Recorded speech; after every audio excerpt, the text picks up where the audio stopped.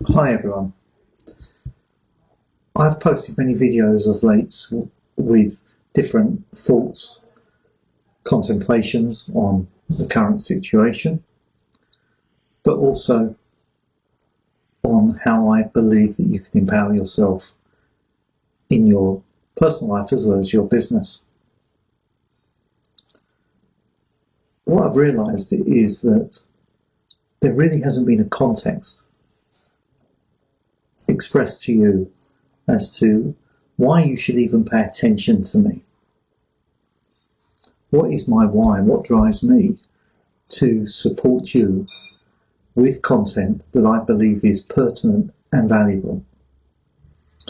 So if you'll excuse me a few moments of indulgence, that's what I wish to do here. Before I formally became a coach, I had spent 32 years handling insurance claims on behalf of policyholders around the world. I helped them at time of crisis to manoeuvre through the minefield of an insurance claim to achieve the settlement that they were looking for rather than one that the insurance company wished to impose. Very early on, I realised that the greatest thing I could do for a policyholder was to shift them from what I called the victim mindset to one where they were empowered through the claims process, where they could look forward to a future where they were no longer a victim of that process, having settlements imposed and dictated upon them, but rather choosing how they wanted the claim to be settled, how they wanted to rebuild their homes, their businesses, and their lives following what, for most people, was the most traumatic event up to that point. To enable me to do that, I spent years learning all different techniques, one of which was neuro-linguistic programming, or NLP. I spent time attending seminars, presentations, workshops, certifications of not just NLP, but again other items and technologies that I thought would support people.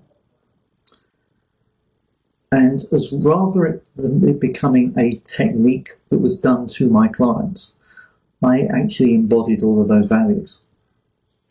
And I became passionate about that sense of empowerment, to the extent that my personal motto and the thing that drove me, my personal vision, was to empower a nation.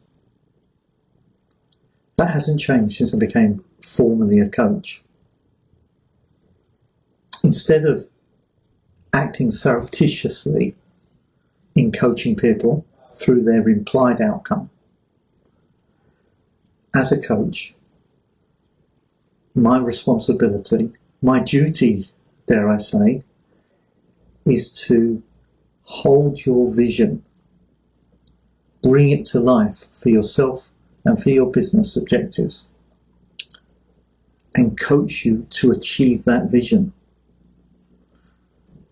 I recognise you have to start where you stand, but I'm not coaching you for your current position.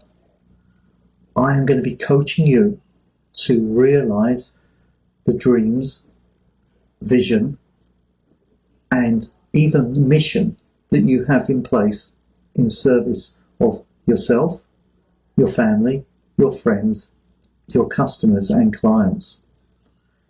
That doesn't even bring into play all of your team, your supply chain, your community, because that's really what drives me. You can make a change, you can make an impact at whatever level, just by your very presence and existence.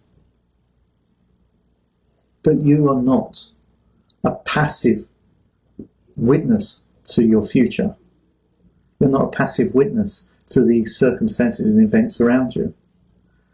By your mere observation of the events, you are taking charge and influencing those events. Now that might sound a little esoteric. It may also sound very much like quantum physics. And the answer to that is yes, it's all of those things.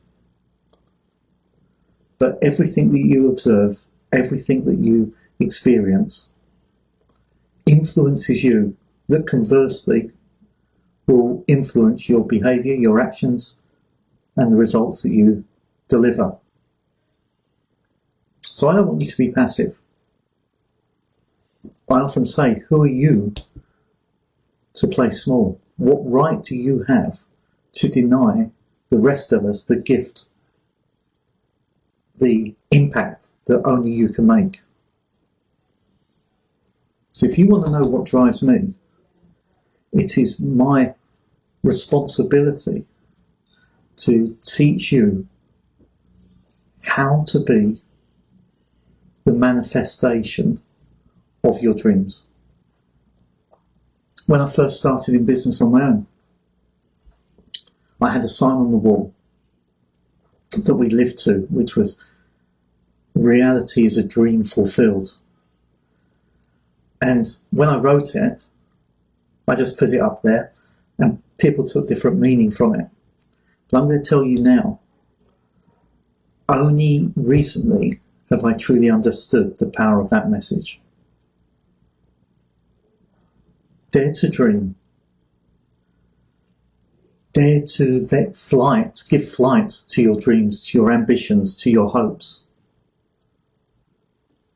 And then take action upon those dreams, actions and hopes. Because it's your responsibility to manifest them for yourself. Now, as a business coach, you might argue that some of that's a bit airy-fairy, a bit woo-woo. But let me tell you, every day you turn up for business, whether it's in confinement as it is today with the lockdown, or at your office or your premises, there is one constant that attends, and that is yourself. Accordingly, who do you have to be the best version of yourself in that role that you play of business owner, employee, expert, professional? What behaviours must you adopt to achieve the results that you're seeking in your business? A quick story. Grant Cardone has a very good program about 10xing your business. And I happen to say to a friend of mine who increases his business 10% every year, not 10 times, but 10% every year. I said to him, what would it be like?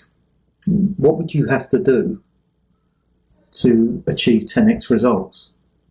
Because those 10x results actually would enable him to have the life that he's been working so hard to achieve. And he pondered and he thought long and hard and he said, I have to be a different person.